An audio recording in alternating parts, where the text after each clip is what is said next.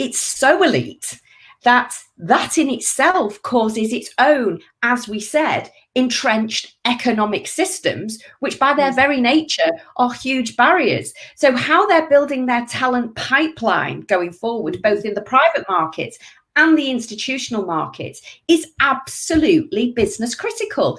And the institutional investors, I believe, should be far more punitive. So never mind, oh, we've got great pledges.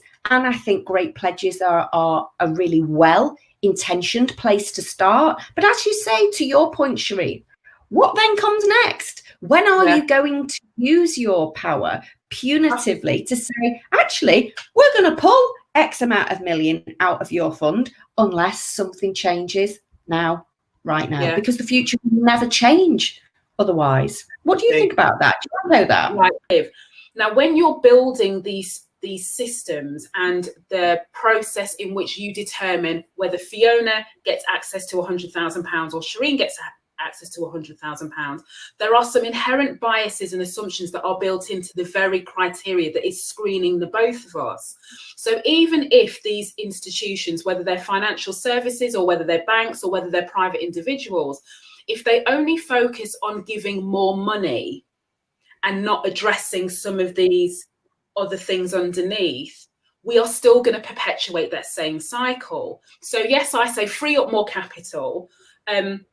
Don't make it easier, make it fairer. Do you know what I mean? Because honestly, as Black people, we're not looking for handouts. We're not looking for charity. What we're looking for is you to make the system equal, or if it's not equal, put in some equitable practices to get us there. Don't make it easier, because that's actually not what we're asking for. I'm a great proponent of nudges. Well, I'm not. You know, I'm not. I'm not a great proponent of nudges. You know, I was asked to do a Q&A a couple of weeks ago for it was for female founders, and it's on our website. You can have a read of it at some point if you so choose. And one of the questions was, what keeps you up at night? I said, obviously the health of my family, but what also keeps me awake at night is the fact that in my lifetime women will not get equal pay.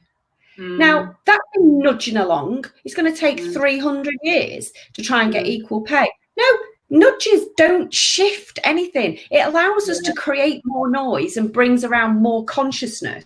But consciousness is the starting point. What we need now is change. And when you look,